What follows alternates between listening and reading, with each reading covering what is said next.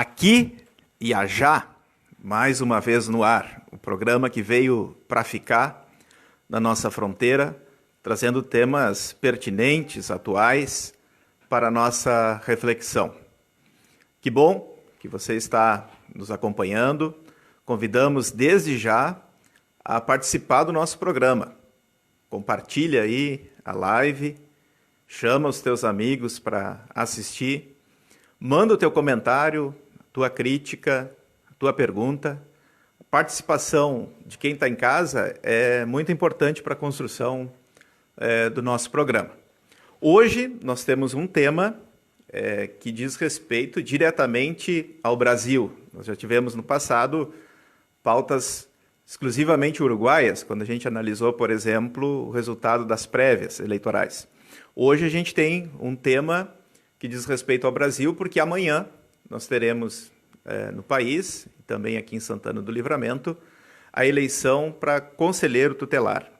A participação dos eleitores é facultativa, mas a gente quer refletir no programa de hoje o que é o Conselho Tutelar, a importância dos conselheiros e das conselheiras tutelares e a importância da participação consciente, ativa, cidadã das pessoas nesse processo. Então, amanhã, não deixe de votar, compareça e participe dessa eleição. Hoje nós temos aqui dois convidados, o Henrique Lopes, que é presidente do Conselho Municipal de Assistência Social de Santana do Livramento, e a Graciele Dornelles, que é assistente social ali no IFSul. Eles vão, então, nos trazer as suas contribuições para a reflexão deste importante tema. Vamos começar, então, quem sabe, com a Graci. Graciele, o que é o Conselho Tutelar e qual é a importância dele? Boa tarde a todos. O Conselho Tutelar é um órgão que luta, que nasceu, foi instituído pelo ECA e foi criado para lutar pelas crianças, pelos direitos das crianças e crianças e adolescentes, né? E os conselheiros, eles são escolhidos, né, por votação e têm um mandato de 4 anos. Henrique, na tua atividade profissional, na tua militância, o acompanhamento que tu faz do Conselho aqui em Santana do Livramento, o que dá para dizer da importância desse trabalho para a nossa cidade e região? Boa tarde aos internautas da página Aqui e Já. Em primeiro lugar, agradecer aí pelo convite de poder estar hoje falando um pouco sobre essa questão da escolha dos conselheiros tutelares. Como falou bem a Graciele, o Conselho Tutelar ele é um órgão que vem justamente para defender, digamos assim, e assegurar os direitos das crianças e do adolescente. E também ele age muito quando esses direitos são violados, né? Quando esses direitos são rompidos, e aí entra a função do conselheiro tutelar, do Conselho Tutelar. E embora também, e por isso que a gente faz essa chamada, e vem aqui justamente para debater isso, é que a importância do Conselho Tutelar, tem muita gente que não dá importância, né? A partir do momento que, e eu vivi isso quando fui secretário adjunto da Assistência Social, e estive muito próximo aos conselheiros tutelares. Então, a gente tem uma ideia do que é, além de sua responsabilidade, né, de ser uma instituição, um órgão autônomo nas suas decisões, né? Não podemos confundir autonomia, ou seja, todas as decisões que eles tomarem, né, relacionados ao Estatuto da Criança, a defesa do direito daqueles que tiveram seus direitos violados, isso é extremamente de responsabilidade e atuação do conselheiro tutelar. Então, por que a gente conversa e a gente hoje frisa muito que tem eleição amanhã? Porque a maioria das pessoas, elas não sabem como é que funciona o conselho tutelar. Até porque, às vezes, professor, Muita gente diz o seguinte, tem muitas famílias que a gente ouve e dizem, olha, eu vou te entregar para o Conselho Tutelar. Não é assim. O Conselho Tutelar não tem a função de educar, a função... ele não atua nesse sentido. Então, as pessoas não têm a real ideia do que é um conselho, do que é o Conselho Tutelar. Então, é muito importante que se diga que as pessoas têm que entender que o Conselho Tutelar ele começa a agir naquele momento em que os direitos das crianças e adolescentes são violados, né? Então, a gente que vivencia isso, que vivenciou, vê o quanto é dificultoso até para o conselheiro tutelar hoje, né, principalmente em termos de estrutura também, porque o poder público, de um certo modo, ele não enxerga o conselho tutelar como uma coisa extremamente importante, né? E aí o que acontece? Aí hoje, por exemplo, se tu pegar no Brasil, nós temos vários conselhos tutelares que não têm equipamento, que não têm estrutura, né? E aí o conselheiro tutelar tem além de toda a responsabilidade que ele tem esse problema da estrutura do conselho. Então, aqueles que são candidatos a conselheiros tutelares tem aqui que dar os parabéns, até porque às vezes com a estrutura que tem ou que a estrutura que não tem, né, se colocam à disposição para trabalhar justamente e defender os direitos das crianças e do adolescente.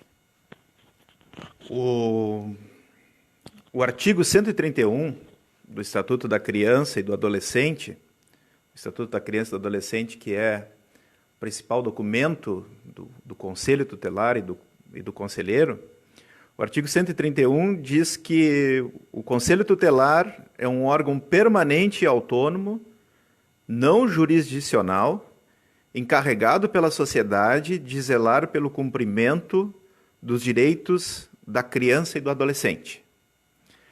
É interessante que a gente tem a noção disso que tu falavas, né, Henrique, que parece que o Conselho Tutelar serve para retirar a criança do lar.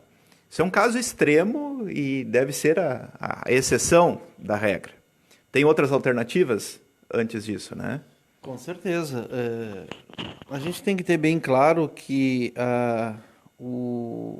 digamos assim, a última instância, né? A última instância, isso dito pelo juiz, não é nem o conselheiro tutelar. A última instância que se recorre ao recolhimento ou tirar a criança do convívio é do juiz, né? Então, por exemplo, tem muitas casas hoje, casa-abrigo, casa de passagem, e que a gente fala que, com perdão da palavra, é um depósito de criança, né, ou de adolescente. Por quê? Porque as pessoas vão botando as crianças lá e a última instância, e o próprio juiz da infância tem frisado isso, a última instância é o abrigamento. Ou seja, quando se rompeu tudo, ou se tentou conseguir todas as maneiras possíveis, aí entra a questão da família extensa, né, ou um parente, ou um irmão, ou um tio, né? Ou seja, quando se esgotou todas as possibilidades, né, aí vem, e aí o juiz é que decreta isso, que é o abrigamento dessa criança. Então, muita gente diz, isso a gente ouve muito na educação, né? Olha, as professoras às vezes talvez pelo desconhecimento, né, a primeira coisinha chama o conselho tutelar, né? São algumas coisas que o conselho tutelar tem a obrigação, tem a questão de evasão escolar, alguns conflitos que estão acontecendo dentro, né? E a gente tem que ter bem claro, né, que o conselho tutelar não é psicólogo, não é assistente social, né? A gente tem que ter bem claro isso, e as pessoas confundem muito. E as famílias, às vezes, também dizem o seguinte, olha, eu não aguento mais essa criança, eu vou entregar ela para o conselho tutelar. E não é assim. Então, o conselheiro tutelar, ele convive com isso todos os dias, com diferentes ações, né? Seja ele de criança ou adolescente, mas ele, às vezes, e eu presenciei muito isso, o conselheiro não tinha nem lugar, não tinha o que fazer num determinado momento, que é onde tu procura uma família. A família, o pai e a mãe não querem a criança, o tio, o avô também não quer se responsabilizar, né? E aí o que tu tem que fazer? Vai levar ele para onde? Hoje nós temos em Livramento a Casa do Bem, mas isso é uma coisa transitória, né? Ela não pode ser uma coisa definitiva. E volto a dizer, a última instância quem dá é o juiz, ou seja, quando se esgotou todas as possibilidades, aí sim você faz o abrigamento.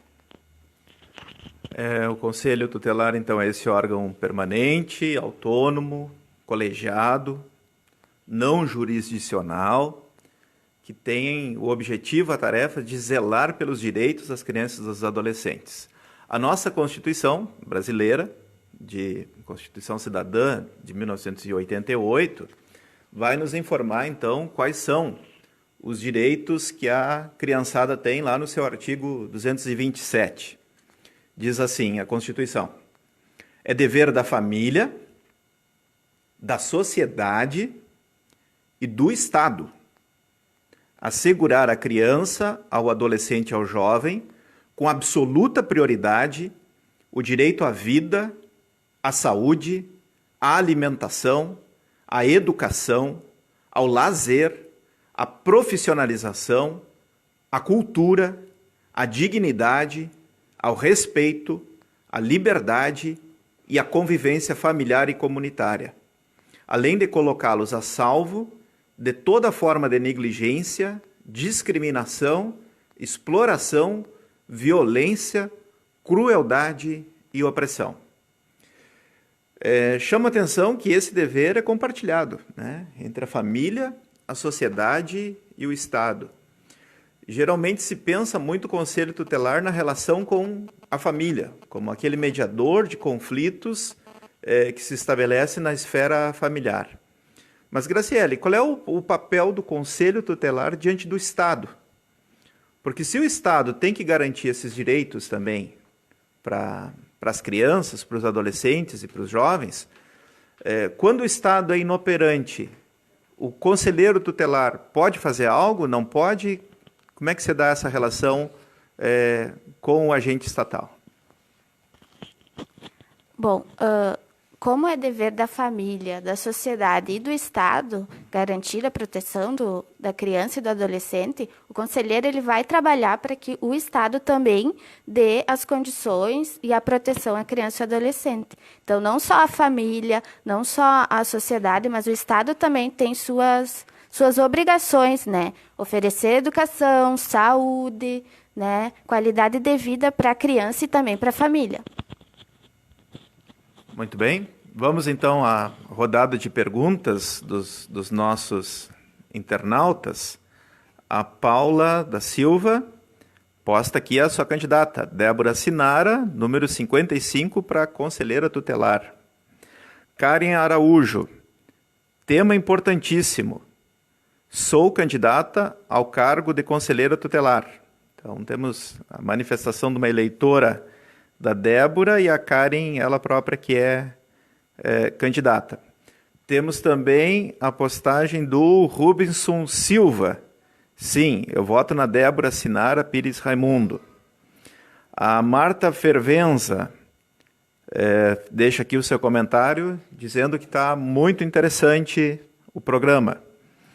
O Felipe Monteblanco. Grazi, explica para o pessoal o motivo de ser tão grave uma doutrina religiosa específica se misturar aos trabalhos de um conselheiro tutelar. Abração. Inclusive, a gente viu algumas campanhas na internet, na rede social, né, dizendo o seguinte: o livro base do conselheiro tutelar é o Estatuto da Criança e do Adolescente, e não a Bíblia, né, fazendo menção a um tema que nós já tratamos aqui, que é o tema do Estado laico. O que tu tens a comentar sobre a pergunta do Felipe, Grazi? O Estatuto da Criança e do Adolescente ele foi uma grande conquista, que ele passa a reconhecer a criança e o adolescente como sujeitos de direitos. E, para isso, é criado o Conselho Tutelar para lutar por esses direitos. Eu não vejo problema o conselheiro ele ter uma denominação religiosa, porque é uma opção pessoal dele. O problema está quando, ou torna-se um problema, quando o conselheiro, a partir das suas convicções religiosas, tenta imprimir as suas ações. Aí sim está o problema de preconceito, discriminação. Então, o viés religioso, ele pode prejudicar nesse sentido. O que baliza a atuação do conselheiro tutelar é o Estatuto da Criança e do Adolescente. Então, todas as ações têm que estar previstas ali, têm que ser regulamentadas por ali, né? Henrique, como é que tu vês essa questão? Inclusive, temos notícias de que há igrejas em grandes cidades movendo, inclusive, ônibus para transportar seus fiéis para garantir a eleição de conselheiros tutelar. O conselheiro tutelar seria assim um puxadinho de uma igreja ou puxadinho de um gabinete de algum político, porque também a gente vê essa instrumentalização política, às vezes, dos conselheiros. Como é que tu analisas essa questão? Bom, em primeiro lugar, eu quero complementar essa. Inclusive, tem uma pergunta aqui do Pedro Araújo, né, falando sobre o interesse das igrejas. Eu queria complementar que as igrejas católicas também estão se mobilizando para isso. Eu confesso aqui que, como evangélico, eu repudio esse tipo de ação, até porque não se dá para misturar esse tipo de coisa. Eu acho que parte dessas igrejas evangélicas ou católicas, elas não representam um todo, né? Eu acho que a gente tem que deixar bem claro isso, a gente não pode generalizar. Tenho certeza absoluta que no meio evangélico tem muita gente que não concorda com esse tipo de ação, né? E como tu bem falou, professor, até questões políticas também, a gente sabe que existe dentro de qualquer candidatura, seja ela para conselho tutelar, para vereador, para qualquer outra coisa, a gente sabe como é que funciona isso. Mas eu acho que o que a Graziele falou é perfeito. O conselheiro tutelar, e aqui eu aproveito aqui, não sei se posso, né? Mas aqui a Marta Fervenza, né, fala sobre a necessidade de formação do conselheiro. Na verdade, o conselheiro passa por um processo, antes de chegar a esse processo de ter o seu nome na rua e fazer campanha, ele passa por um processo, primeiro, ele tem que ter uma atividade mínima de 2 anos relacionado com crianças e adolescentes. Então, não é qualquer um, né, que pode acessar a questão de ser candidato. Ele tem que comprovar que tem alguma experiência, né, em alguma entidade que trata com criança, numa entidade que trata com adolescentes, né? Depois ele passa por um período onde ele tem que fazer uma prova, né, relacionada ao ECA, ele tem que estar sabendo, né, ou conhecendo o Estatuto da Criança e do Adolescente, porque digamos assim, é a Bíblia do conselheiro tutelar, é por onde ele vai se reger, né, no seu mandato de 4 anos. Então, vejam bem, ele não passa por um processo simples aí não, ele passa por toda uma adequação, tem uma série de documentações que ele tem que apresentar, né? Ele não precisa, lógico, não precisa ter uma formação acadêmica ou, né, de 2º grau, aliás, de faculdade, mas ele tem esses requisitos até chegar a esse ponto que, quando está tudo ok, né, é divulgado o nome dele. Mas eu penso e continuo dizendo que uma coisa não se mistura com outra, né? Eu acho que o conselheiro tem que se ater às suas formações, usar o ECA em todo momento, né, para justamente defender o direito das crianças e aqueles direitos que às vezes são violados, né? Agora, é lamentável, eu vou ser bem sincero, eu acho que uma coisa tão séria que é o Conselho Tutelar, né, a gente não pode partidarizar, a gente não pode ter uma instituição por trás, porque o fim e a ideia comum é a defesa da criança e do adolescente, né? Eu acho que quem tem que dar esse ensinamento não é a igreja, a igreja tem que acompanhar, qualquer órgão tem que acompanhar o conselho, o que tem que ser, e aí que a gente tem que trabalhar muito isso, e que a maioria das pessoas não estão trabalhando hoje, é a família, né? Eu acho que lá na família, e aí a gente começar na base, né, na educação, na família, para que a gente possa, né, mais lá na frente não ter esse problema de ter que estar acionando o conselho tutelar ou qualquer outro órgão para que a gente possa fazer as coisas funcionar. Beleza? Dagberto Reis, importante, 2 candidatas capacitadas ao Conselho Tutelar acompanhando o programa, Karen e Débora. Temos a pergunta da Marta, que tu já te referias, né? Perguntar para assistente social a necessidade da formação para ser conselheiro. A Karen Araújo também pergunta, eu também quero que explique a importância desse órgão e seus representantes serem laicos. Assuntos que nós já falamos. O Pedro Araújo, qual a apreciação dos entrevistados sobre o papel do grande interesse das igrejas neopentecostais nesse processo seletivo? O Dagberto Reis está aqui ansioso pedindo que o Eliezer faça as perguntas dos internautas. Estamos fazendo. A Jaima Gonçalves, e a experiência reconhecendo a singularidade de cada uma. A Marta Fervença, o risco dos aparelhamentos pelas igrejas. Esse assunto está dominando aqui, né, nas postagens. A questão da formação dos conselheiros e o papel das igrejas. Jefferson Costa, Henrique, pergunta, em que momento a criança poderá ser enviada para adoção? Qual é o papel do conselho nesse processo? Bom, o processo de adoção, eu não domino bem, mas tem algumas coisas, tem alguns requisitos, né? Primeiro que, a partir do momento que a criança vai para o abrigo ou a casa de passagem, né, no caso a casa do bem, ele fica ali por um período, né? Então, assim, antes do processo de adoção tem todo um procedimento que tem que ser seguido, né? Buscar a família extensa, buscar alguém que se responsabilize pela criança. Quando é esgotada todas essas possibilidades, que não tem como, não tem aonde fazer, bom, aí ele vai para um processo de adoção. E o processo de adoção tem pessoas que dizem o seguinte, mas eu estou há, 2 anos e não consigo adotar. Isso aí é muito devagar e tal. Eu conversando com a doutora Karine, ela explicava que normalmente as pessoas, elas quando querem adotar, elas colocam alguns requisitos, né? Eu quero que seja assim, eu quero que seja com menos idade, eu quero que seja com mais idade, não, eu não quero. Então tem uma série de coisas que às vezes causam entraves para essa questão da adoção. Eu quero uma criança que seja recém-nascido. É difícil. Então até tu conseguir uma criança que é recém-nasceu e que se encaixe naqueles moldes, então, tu fica esperando, né? Então, nesse processo, quem vai definir a questão da adoção é o juiz da infância.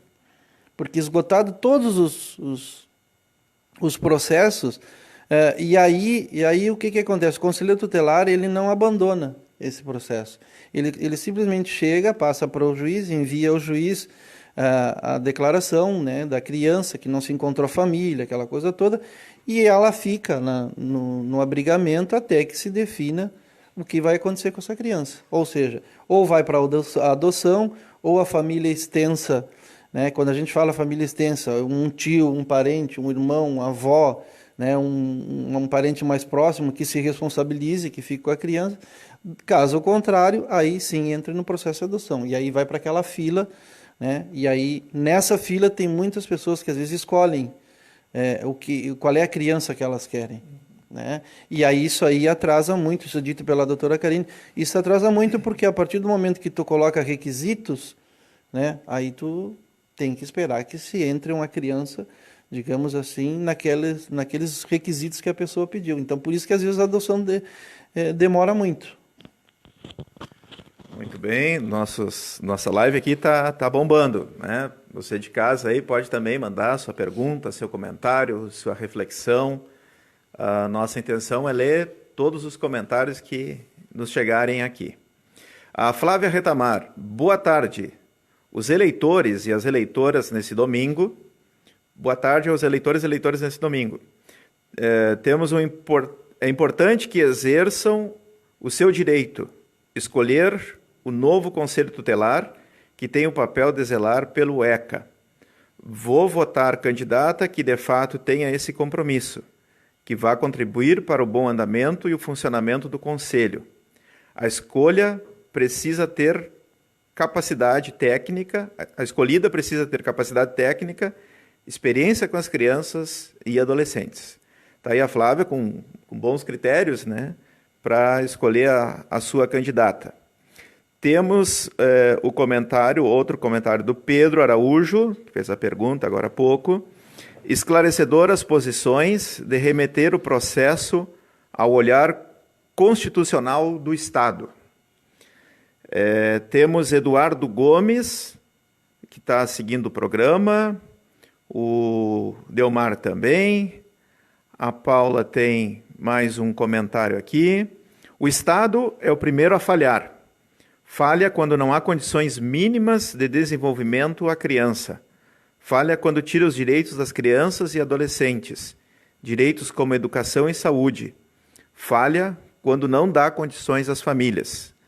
Aquilo que nós falávamos, né? Às vezes a gente centra tanto na família e esquece da responsabilidade da sociedade e do Estado. O Rumison pergunta, o conselheiro é remunerado? E se for, quem paga? Quem é que quer responder essa? O conselho, sim, é remunerado, né? Hoje, em Santana do Livramento, o salário custa em torno de R$ 1.500 a R$ 1.700. Pagos pelo poder público municipal. E tem uma particularidade, o conselheiro não pode estar vinculado a qualquer outro tipo de trabalho, né? Ou seja, para dedicação exclusiva do Conselho Tutelar, ele funciona 24 horas. Que funciona 24 horas em regime de escala, são 5, é importante destacar que são 5 conselheiros titulares e 5 suplentes, né? Então, nesse domingo nós estaremos elegendo aí 5 pessoas que serão titulares e as outras 5 pessoas, posterior à questão da votação, serão os suplentes. Mas eu queria falar uma coisa do Estado, e aí também se foi falado, agora foi citado, não lembro por quem. Na Paula. Que essa questão da educação é fundamental, né? Mas também, assim, eu lembro que em meados aí de 2013, início de 2014, a Secretaria de Direitos Humanos, o Ministério dos Direitos Humanos, ele teve uma importante, nós tivemos uma importante conquista com isso, né, que foi o aparelhamento dos conselhos tutelares. Inclusive, o Livramento recebeu um carro 0 km, recebeu 5 computadores para cada um dos conselheiros, e a única coisa que até hoje eu acredito que não foi feito, e aí eu acho que é de responsabilidade do poder público, é a interligação do Conselho Tutelar com a Secretaria de Direitos Humanos. Isso não foi feito até hoje. Posso estar errado, mas se algum conselheiro tutelar tiver, ou ligado ao conselho estiver aí nos assistindo, pode até mandar uma mensagem aí, mas eu tenho certeza absoluta que não foi interligado hoje. Até hoje não foi interligado. Ou seja, se a própria secretaria ela destinava todo esse equipamento e também o programa para te interligar. Então, assim, quando tu te interliga à secretaria, todas as informações elas chegam muito mais rápidas em Brasília, né? Por isso que a gente tem o Disque 100, se as pessoas não conhecem o Disque 100, o que é? É um canal direto lá no Ministério dos Direitos Humanos, em que tu pode fazer a denúncia. E essa denúncia ela é feita no Disque 100 e ela vem para o nosso município, né, e cai direto com os conselheiros tutelares, onde eles vão fazer a investigação. A pessoa não precisa se dizer quem é que está fazendo essa coisa. Então é importante que se diga isso. Falha isso também, né? Hoje se tem um aparelhamento um pouco melhor do conselho, mas a gente sabe que tem muitas dificuldades para o conselheiro exercer a sua função. Muito bem. Paula, mais um comentário. O conselheiro precisa estar preparado e disposto à luta. Disposto a defender a criança e o adolescente com todas as suas dificuldades e falta de estrutura psicológica. Vera Soares, em algumas cidades tiveram uma prova e foram avaliados. Não em Rosário do Sul. Muito bom o programa. Então, dona Vera Soares participando desde Rosário do Sul, aqui a Já, tá indo mais longe, viu? É aqui e a Já. aqui na fronteira e já em Rosário. Abraço para Rosário, abraço para a participação da dona Vera. Então, em Rosário não houve essa prova, por aqui houve, né? Essa prova com os candidatos ao Conselho Tutelar. Temos também uma pergunta do Kleber Machado, um comentário longo dele. Boa tarde. Em primeiro lugar, quero parabenizar o programa, pois é o único veículo de comunicação realmente independente, pois não precisa seguir a cartilha de patrocinadores. É verdade, nós não temos patrocínio de ninguém, né? É muito amor à causa. Gostaria de saber se o momento atual, o conselheiro tutelar tem autonomia para exercer suas tarefas, mesmo com o autoritarismo vigente por parte do Executivo e do Judiciário. Então, ele nos pede aqui uma avaliação, né? O ECA, o Estatuto da Criança e do Adolescente, diz que o conselheiro é autônomo. Na prática, essa autonomia de fato acontece? Quem que gostaria de comentar? Na verdade, autônomo nas suas decisões, baseado no ECA. É isso que tem que deixar bem claro. Agora, se está acontecendo esse tipo de coisa, as coisas não vão bem. Porque o conselheiro tutelar ele tem autonomia, e por isso que diz na Constituição e diz no ECA que ele tem autonomia para fazer, para usar ou para fazer a sua atribuição baseado na Constituição e no ECA. Então, não tem poder de justiça. Ele não tem poder de justiça. É aí que está. Por isso que eu digo que quando se fala em autonomia, é autonomia nas suas decisões baseadas no ECA e na Constituição. Ou seja, eu não posso me valer que eu sou autônomo e querer, né, transgredir ou passar além daquilo que me é permitido. Então, por isso que o conselheiro tutelar tem que ter bem claro isso. Eu sou autônomo dentro das minhas... Ou seja, se eu tiver uma ação e dentro dessa ação eu usar aquilo que está no ECA, o que eu tenho que fazer é aquilo para defender a criança e o adolescente. Tá? Então, quando ele é baseado no ECA e na Constituição, ninguém poderá interferir no trabalho do conselheiro tutelar. Nem o executivo, nem o judiciário, em instância nenhuma poderá ser feito isso. Agora, o que às vezes acontece é que, por exemplo, muitas vezes o executivo não dá o apoio e não dá a estrutura que um conselheiro tutelar merece. Isso é outra coisa. Mais outra pergunta. Grazi, tem candidatos homens? Homens pode se candidatar ou o conselheiro tutelar é somente para mulheres? Não tem. Tem candidatos homens, sim. Aqui em Santana do Livramento eu sei que tem. E todos que tiverem interesse podem se candidatar, desde que passe pelas etapas e colocar seu nome à disposição para que a sociedade defina quem vai ser o conselheiro tutelar, homem ou mulher. Muito bem, essa foi a pergunta do Rubinson. Então, se o Rubinson quiser se candidatar na próxima, está liberado aí, viu, Rubinson? Ana Cris, sou uma das candidatas à reeleição para o colegiado do Conselho Tutelar e falo com propriedade que, além dos conhecimentos técnicos, é necessário comprometimento, responsabilidade, muita competência e humanidade para trabalhar nesse órgão. Desejo boa sorte a todos e que a população use do seu direito do voto e colabore para o desenvolvimento desse importante serviço público para as nossas crianças e adolescentes. Muito obrigado a Ana Cris pelo seu comentário. E é isso mesmo, né? Através da eleição, a sociedade delega a essas pessoas um serviço público a ser realizado em nome da sociedade. Josiele Gonçalves está assistindo o programa. Solange Alves, parabéns pela iniciativa da live, bastante esclarecedora. Temos a pergunta do João Carlos, que nos chega por outros meios aqui. Tem pessoal que manda pergunta também pelo WhatsApp, né? A comunidade e até mesmo as instituições, como escola e polícia, muitas vezes pensam no Conselho Tutelar como um órgão punitivo e não protetivo. Qual é a diferença entre esses dois conceitos? Pergunta João Carlos Grazi. O Conselho Tutelar, ele é um órgão punitivo ou protetivo? Bom, eu acho que o Conselho Tutelar ele não é um órgão repressor. Todas as ações que forem tomadas vão ser para proteger a criança e o adolescente e também a família. Então, depois de ser encaminhado algum caso, eles vão trabalhar para que garantam a proteção da criança e do adolescente, não a punição. A punição aí já é por outros meios. E qual é a relação do Conselho Tutelar com a escola, Grazi? Tu que trabalhas numa instituição pública, que é o IFSU, que relação geralmente as escolas estabelecem com o Conselho Tutelar?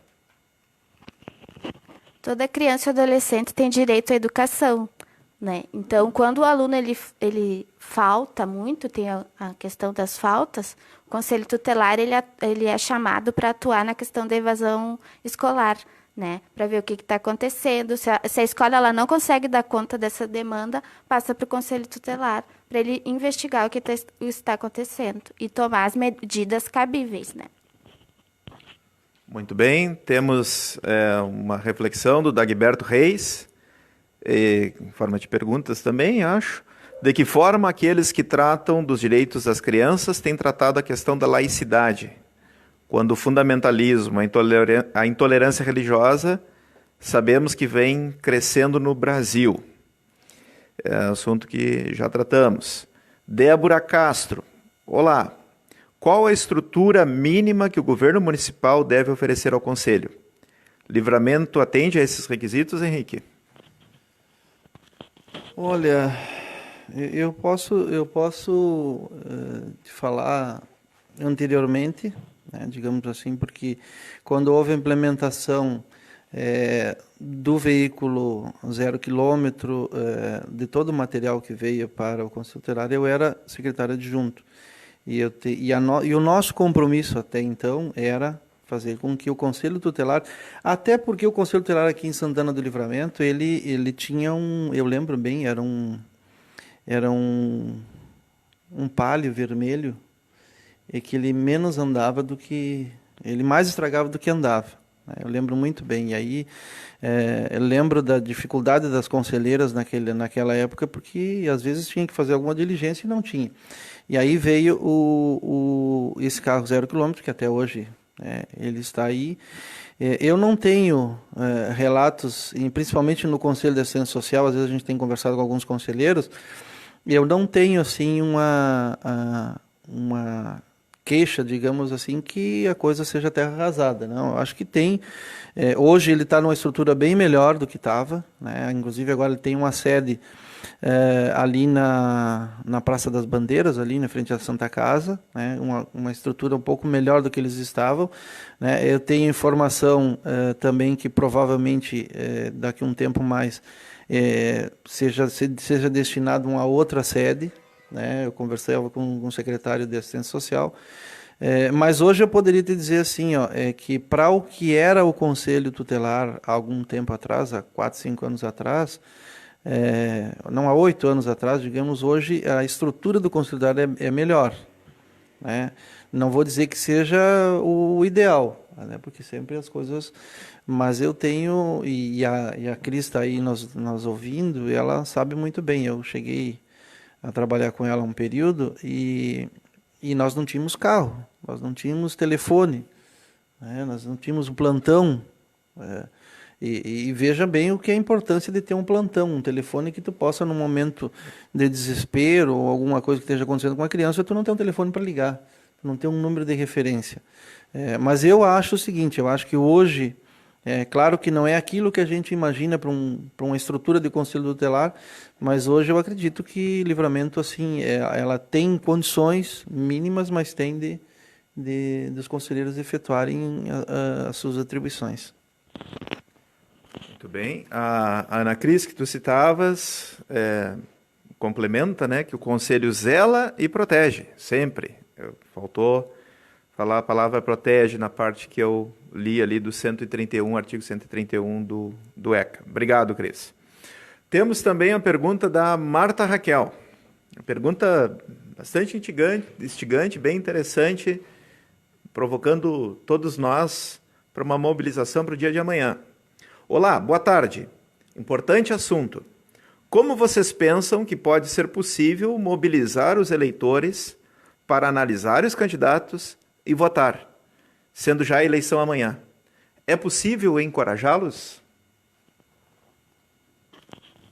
É possível, sim. Eu acho que cada um fazendo a sua parte, conversando com um colega, com um vizinho, com a família, explicando qual o papel do conselho, a importância dele para a proteção da criança e do adolescente, e que os candidatos precisam estar preparados, precisam agir de acordo com o ECA. Claro, o tempo ele é curto, né? A eleição já é amanhã. Mas, assim, em pequenos, no micro, a gente consegue atender, assim, o macro. É possível, sim, se cada um for fazendo a sua parte e lutando e resistindo. É possível? Com certeza.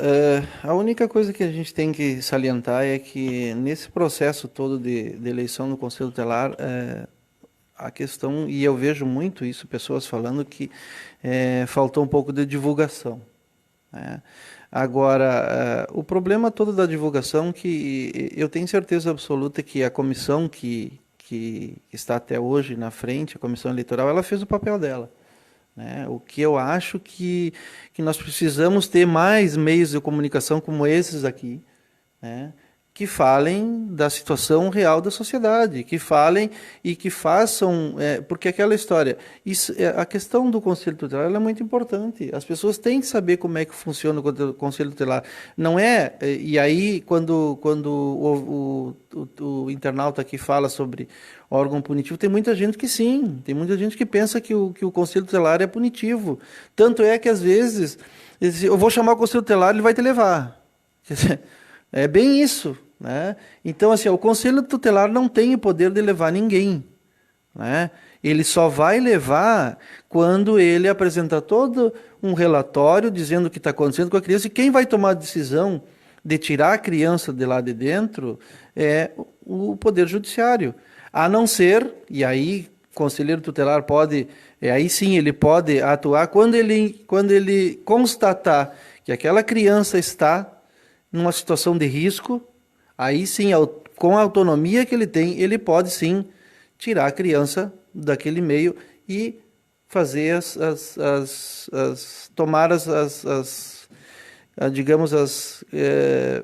agora me falhou a palavra, mas tomar as suas decisões ali cabíveis para que possa dar proteção a essa criança, né? Então, o conselheiro tutelar, sim, dependendo da situação, dependendo da emergência e do risco, ele pode sim, ele tem autonomia para fazer com que a criança, tire a criança daquele meio onde ela está sofrendo risco, né? Do caso contrário, ele não tem órgão, ele não pune, ele não obriga a família a ficar com ninguém. Isso quem faz é o juiz, né? Por isso que ele determina que a última instância, a gente sabe que a última instância de tudo isso, onde se esgotou todas as possibilidades, é o abrigamento da criança. Muito bem, temos comentário do Rubenson Silva. É uma honra ter a presidente estadual do CEPERS, Helenira Aguiar, assistindo o programa. Você que está em casa assistindo, quando um amigo seu entra e começa a assistir o programa, aparece ali que o amigo está vendo, né? Então convide mais gente para assistir o programa, para comentar, compartilhar a página, curtir a página, porque é bom e passa rápido também. Nós já estamos nos aproximando do final. A gente tem como objetivo fazer 50 minutos mais ou menos de programa e deixar até um gostinho de quero mais para as pessoas, né, poderem estudar e procurar mais informações.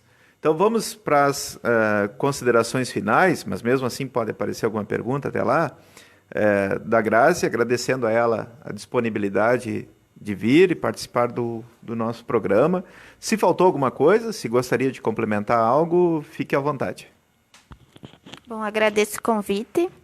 E hoje no Brasil a gente está vivendo assim, um aumento do conservadorismo, da perda de direitos, e amanhã a eleição é um momento para a gente lutar para esses direitos serem garantidos. No caso, o direito das crianças e dos adolescentes. Então, é um espaço onde nós podemos dar o nosso voto e fazer com que os direitos das crianças e dos adolescentes sejam garantidos e protegidos. Então, amanhã, todos devem dar o seu voto. Muito Bem, antes de passar para o Henrique, então vamos ler aqui os locais de votação. Também estão postados lá na nossa página. É importante que as pessoas saibam onde que elas devem ir votar, né? Quem vota nas escolas Vitélio Gazapina, Dr. Elbio e Olavo Bilac, dirija-se no domingo para votar na escola Vitélio Gazapina. Quem vota nas escolas Héctor Acosta, Abreu Fialho e Pedro Alencastre, dirija-se no domingo para votar na escola Héctor Acosta. Quem vota nas escolas Cirino Luiz de Azevedo, Silveira Martins e Nossa Senhora do Livramento, dirija-se no domingo, amanhã, dia 6, para votar na escola Cirino Luiz de Azevedo. Quem vota nas escolas Caíque, Pacheco Prates e Pinto da Rocha, dirija-se para votar na escola Caíque. Quem vota nas escolas Celina Vares Albornoz, Moisés Viana e no Centro de Saúde, dirija-se no domingo, amanhã, dia 6, para votar na escola Moisés Viana. E quem vota nas outras escolas, todas, Professor Chaves, Rivadavia Correia, Liberato Salzano, Flores da Cunha, Santa Teresa de Jesus, General Neto, Alceu Vasmanose, Saldanha Marinho, Maurício Cardoso, Instituto Livramento, Duque de Caxias, Pedro Gomes, Rodolfo Costa, Juraci Pinheiro, Rafael Vieira da Cunha, Cláudio Moreira, Antônio Conselheiro, Célia, Aurélio Guerra, na UERGS, na Unipampa, no Instituto Federal Sul-Rio Grandense, no INSS, na Igreja da Figueira e na Igreja São Roque, dirija-se, dia 6, amanhã, para votar na Unipampa. Quem faz esse convite é o Conselho Municipal dos Direitos da Criança e do Adolescente. Então, para votar, você precisa levar o seu título de eleitor e um documento com fotografia. Não no local normal de sua votação, não na sua sessão. Então, na nossa página está postado esse recado do Condica e lá você pode ver qual é a sua sessão e em que lugar vai ser a votação, que começa às 8 horas da manhã e vai até às 17 horas. Henrique, suas considerações finais. Bom, primeiro só para esclarecer aqui, ó, eu estava olhando, quando que o Conselho Tutelar age na questão da educação, né? Evasão, maus tratos, dependência química. Aí o educador lá, né, o professor, ele tem por dever comunicar ao Conselho Tutelar, justamente para que ele comece a atuar. Eu tenho uma pergunta aqui do Rubinson que diz, tem contato com Rivera?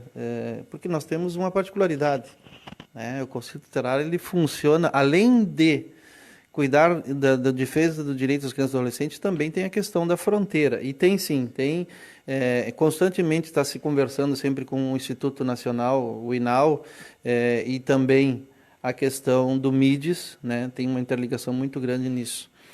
Mas eu queria agradecer o convite aí. Eu acho que esse assunto ele é relativo e tem muita coisa para a gente discutir. Uma hora, basicamente, é muito pouco, né? Mas eu queria salientar uma coisa que eu acho que a gente tem que ter bem claro, principalmente como a Graciele falou, nesses tempos aí difíceis, de um ano para cá, e a gente tem sentido muito isso como presidente do Conselho de Assistência Social e de Segurança Alimentar, que, por incrível que pareça, foi extinto pelo governo federal, o Conselho de Segurança Alimentar.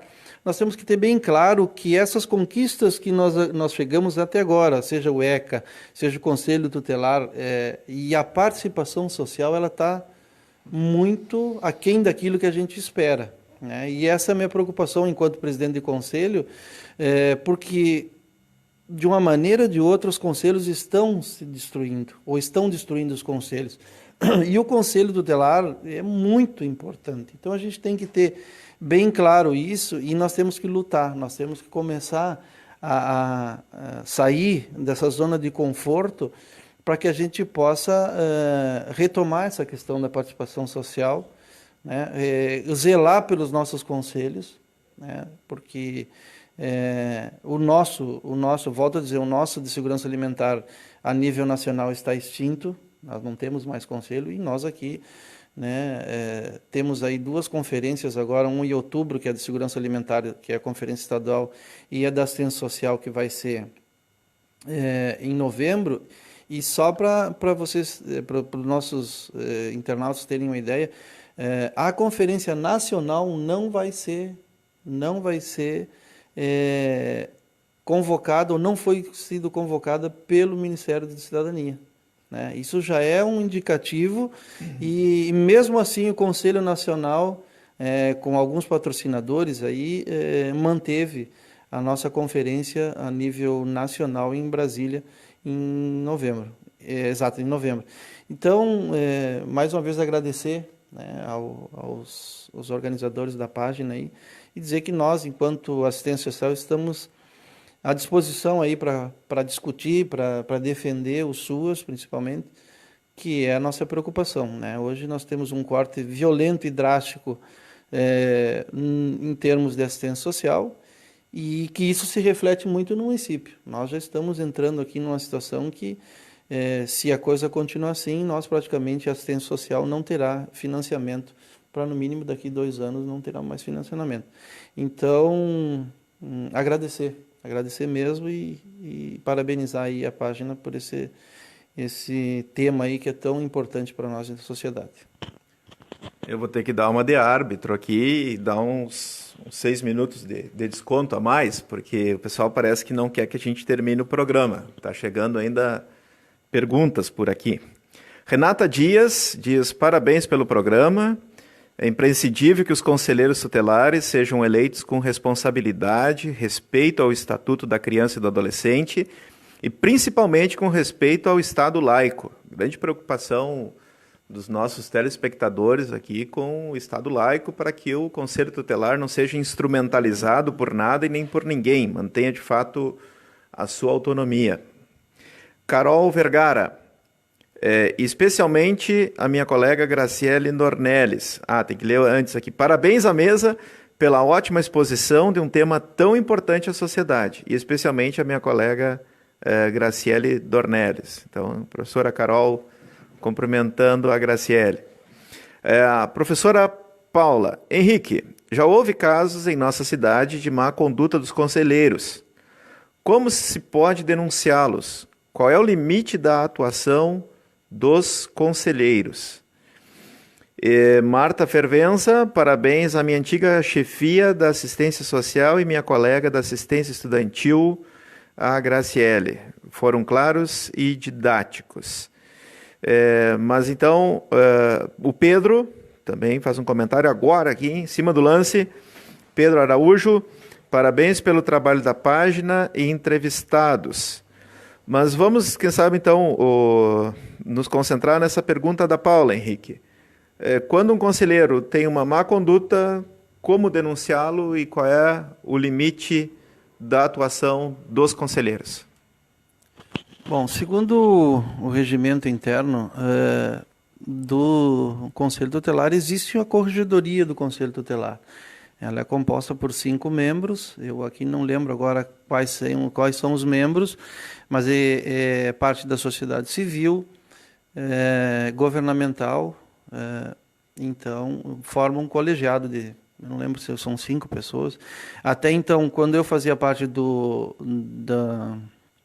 da corregedoria, a presidente era Débora Seco, né? Eu não sei se ela continua hoje, mas existe uma corregedoria onde pode se fazer essa denúncia, né? É evidente que tem que denunciar com fatos e assinado. Não adianta só chegar lá e dizer, acontecer e não querer assinar, né? A denúncia ela tem que ser feita, porque a partir do momento que o conselheiro não está cumprindo na sua função, não está cumprindo o ECA, né, ou está extrapolando a sua competência, pode ser denunciado à corregedoria, e provavelmente a corregedoria vai abrir um processo, né? E nós tivemos há pouco tempo aí uma conselheira tutelar que, através da corregedoria, acabou perdendo a sua posição de conselheiro tutelar por alguns fatos que aconteceram, fatos comprovados, né? E isso é passado para a corregedoria aponta, o relator faz todo um processo, né? E leva até o prefeito, que é o o prefeito é que toma a decisão. E aí, baseado nessa decisão, são algumas prerrogativas que tem. Vai de suspensão, por tanto tempo indeterminado, e até a cassação do seu mandato. Mas isso, com certeza, se o conselheiro tutelar ultrapassar, né, o seu limite, com certeza tem que ser denunciado à corregedoria. Tratar desse assunto, Grazi, e também responder as pessoas aí que estão te mandando muitos abraços, né? Agradecer os abraços, né, dos meus colegas de trabalho, de todas as pessoas. E aqui tem uma pergunta que chegou. Aqui em Santana do Livramento, existe alguma articulação da rede de proteção?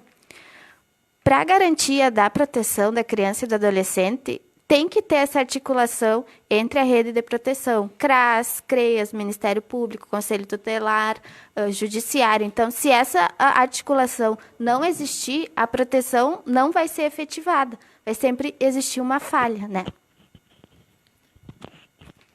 O que dizer, Henrique, dessa rede de proteção? Aqui em Santana do Livramento existe essa articulação? Olha, o que eu posso dizer é que já teve bem pior. Vamos ser bem claros nisso, né? Hoje, porque o que acontece? Para a rede funcionar, cada um tem que saber qual é o seu papel, né? Aonde termina um, começa o outro, né? E há algum tempo a gente tinha alguma dificuldade de como acionar essa rede, né? Hoje a gente sabe que tem várias conversas, várias reuniões aí e a rede está funcionando. Talvez não numa velocidade como se queira, mas é importante dizer que nós precisamos melhorar muito essa questão. A rede tem que melhorar muito. E aí entra saúde, educação, assistência social, CRAS, CREAS, as instituições, as faculdades, né? Então, eu acho que a gente tem que caminhar para um processo em que a rede funcione de fato. Daquela que a gente... É que nem, eu digo, às vezes é que nem jogador de basquete americano, né? Eles fecham os olhos e jogam. Então, acho que a gente também tem que ter isso, tem que ter essa afinidade, essa aproximação de um órgão com o outro para que as coisas funcionem. Porque eu lembro muito bem que, às vezes, tu dependia da autorização do poder público ou da autorização do juiz que era final de semana e o juiz não se encontrava e o outro órgão, sabe? Então, eu acho que tem que ter essa celeridade, porque, às vezes... não pode acontecer de que a criança, por exemplo, precise de uma decisão ou de alguma coisa, o que eu vou fazer com ela, e aí tu não tem um órgão que responda, né? E aí a criança, eu já presenciei casos que a criança ficou das 7 da manhã às 23 horas e não tinha se tomado nenhuma decisão. Imagina todo esse tempo, das 7 da manhã até as 23 horas da noite, sem ter uma definição. Então, por isso que eu acho que tem que agilizar esse processo para que a criança, né, não sofra nesse processo. Tá bem? Foi aí, então, mais um Aqui a Já, tratando do Conselho Tutelar e a sua importância. Agradecemos a massiva participação das pessoas nos dias de hoje. O pessoal está descobrindo os caminhos dos comentários ali e vê que é possível que o público construa de maneira livre, democrática, participativa, cidadã, esse espaço de comunicação alternativa aqui na fronteira. Desejamos a todos, então, um bom sábado, amanhã um bom domingo, com muita consciência, e votar para garantir o zelo e a proteção dos direitos das crianças e dos adolescentes. Um abraço para todo mundo. Até o próximo sábado, às 14 horas, quando estaremos novamente aqui com o Aqui e a Já.